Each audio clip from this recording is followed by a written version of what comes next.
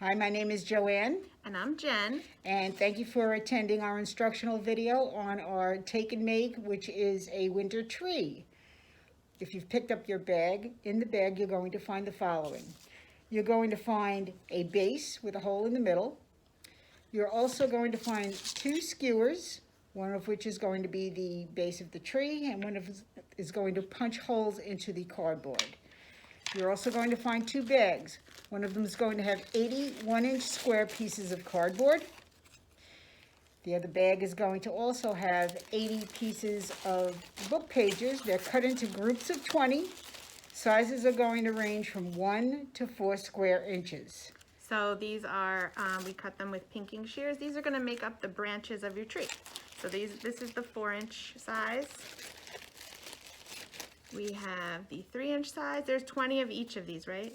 20 of each. And the 2-inch size. And you should have the 1-inch size, Right. which will be the top. Right. You're also going to find a magic marker, green. You're also going to find a glitter glue stick, Which I don't have with me. which we don't have with us because we actually, after we did this video or assembled the tree, we realized that the glitter glue really wasn't conducive to what we wanted to do, but we will give you a hint as to what you can use it for once the tree is done. So the first order of business is going to be to glue one of the skewers into the base that we've given you. You're just going to put a little dot of glue inside the little hole that was drilled in the middle of the base, and then you're going to put the flat side of the skewer. There's a pointy side and a flat side. You're going to put the flat side into the hole. Okay? Even it out, make sure it's flush with the bottom, and set that aside for the time being. That has to dry. Next comes their first task. You're going to take the 80 1-inch square pieces of cardboard, and you're going to take the other skewer and actually punch a hole in the middle of each of them.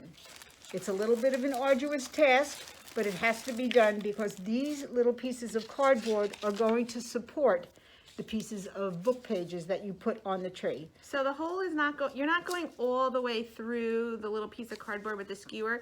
You're just like poking a tiny little hole. Just poke so a that, hole. you know, the skewer goes that much. Right, that just poke far. a hole. So we're just poking holes in the center. Okay, this is the, These little cardboards are going to go, ooh, these little cardboards are going to go in between each book page for the branches. Because that's how the branches are kind of going to be fluffed out right, and up. On right. If you didn't have these little pieces of cardboard supporting the pages, your tree would be about 1 inch tall. Yes. Which is not really good. So just continue doing this for each little cardboard square, and there are 80 of them, so it might take you a while. Right, to punch through. You're gonna want to do this, you know, maybe we always say that our crafts are easy enough. You could do something else, listen to the radio, or they're kind of, this part's a little bit mindless. You can Right, or listen to an audiobook. an audiobook from Libby. Yes, Libby. We've been getting a lot of play on our audio and our ebooks, and as the weather cools, I'm sure that there'll be demand, especially after the Christmas holiday, because I'm sure everyone asked for a Kindle or an iPad for Christmas. Yeah, and of course, you can always call the reference desk for help with setting that up, or stop in at any time, and any of the librarians at that desk can help you set that up. And also for you seasoned users of any ebooks services that we have, if you see something that you want, there is a request key, or adding to the collection through Overdrive/Libby. I always say Overdrive is 1.0, and I say Libby is 2.0. But they'll always add to the collection. They're very good about things like that. Okay, so we punched a hole with the skewer in each of these little cardboard squares. You might be tempted to use a hole punch to do this because it's a little annoying to do with the skewer, but a hole punch is going to make too big of a hole because you really only want the hole to be as big as the skewer. Right, and don't forget, these are being used to support each of the pages of the tree. Okay. And the pages are a lot more flimsy than the cardboard is. So our next task is to take the 4-inch square pages, and we're going to color the edges.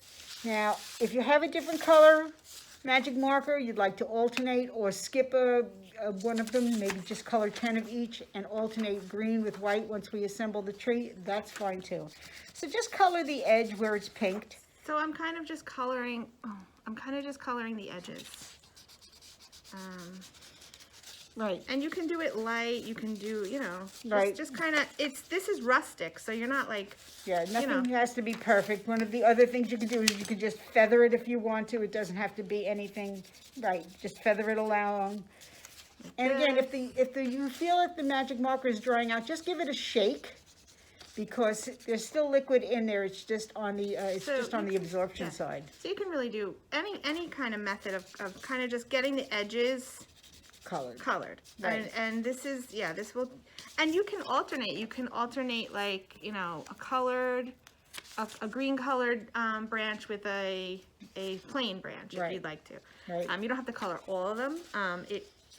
It's really your choice. And Right. like Joanne said, if you want to do a red or if you have another color that you want to alternate as well, you can do that. Right. So you're going to spend some time gently coloring the edges and of all the sides. Right. Each size. You're Just gonna make sure you keep the sizes separated, so Yeah. the 4-inch squares, when you finish, push that pile aside, Yeah. then you'll do the 3s, the 2s, and the 1s. So you're gonna do you're gonna do each side.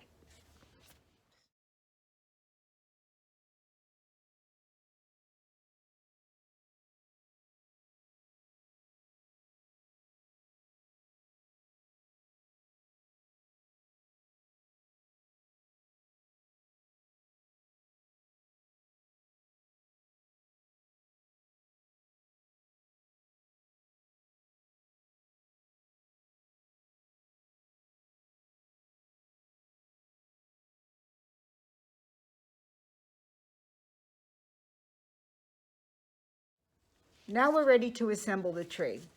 So the first thing you're going to do is make sure that the base of the tree has been glued sturdily in. We're going to take our 4-inch square pieces of paper and we're going to basically skewer them in the middle through the tree to the bottom, alternating with one of the 1-inch cardboard squares. And again, it's a little forceful, but that's what's going to hold the papers up. So you're going to stick a piece of cardboard and then another piece of paper. And you can turn the pages as you're going along. Another piece of cardboard. Yeah, so you're just alternating the paper, the book page with the cardboard, book page, cardboard. Right, and you're going to do that with the 4-inch, then the 3-inch, then the 2-inch, and then the 1-inch. 2-inch, and these little guys. Okay, so let's start assembling.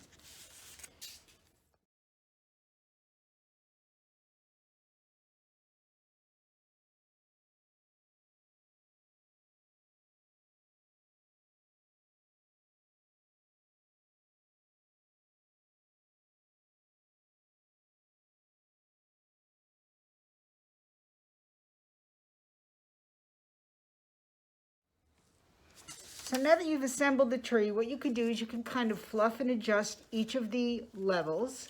If some of them aren't spaced properly, just go in there and wiggle them around a little bit, coming to as close as the top as possible. Yeah, we want to kind of move the branches, move the pages a little around so that it looks like, branches. Right, and at the 1-inch square ones, make sure the piece of cardboard aligns with the piece of paper on top of it so you don't really see the cardboard. So it's like a little rusticy look. If you see spaces, you can maybe adjust the cardboard up and down to kind of cover this, the space. You can make it however you want. Right. But that's pretty much the way you assemble. And then you'd want to put a tree topper on, of course. And you can put it, what I was going to do was I was going to take a piece of star anise because I like the way it smells. And I'm going to kind of glue it to the top of the tree. So it looks like a little star. You don't have to use a star. You can use a bird. You could use a bow. You could cut out a snowflake. You can do whatever you like to top your tree to just make it a little bit more festive. This would be a really cute project for kids too. It's easy. Once if you did the preparation and they could just color, and Right. punch. Oh, this does smell good through my mask. And then with the glitter glue that we decided not to use for the purposes of this video, but you could use if you want to, you could just dot, you know, the edges if you'd like. Or you could just take the glitter glue stick and just run it up and down the sides of it. It takes a little bit of time to dry. Just be very sparing with it if you do use it, because it tends to clump a little bit, but it'll add just a little bit more depth to the tree. And one of our colleagues actually suggested that use spray adhesive at the end, just to kind of keep everything, so you can keep it from year to year, so you know it doesn't get ruined if you put it in storage or whatever. And the other suggestion that might be nice is if there's spray. Did she mention spray glitter? I don't know. That sounds scary to have in your house. Yeah, spray glitter, but we that's really, why the glitter glue might be better to do the dots. And again, just dots or just stripes down the side, but use it sparingly. Like I said, it's a little wet, so it's just something to give you a little bit of more color to the tree. Yep. And I hope you enjoy it. Hope you enjoyed our December take and make. All right, and happy holidays to everybody that's watched. Happy holidays. Bye.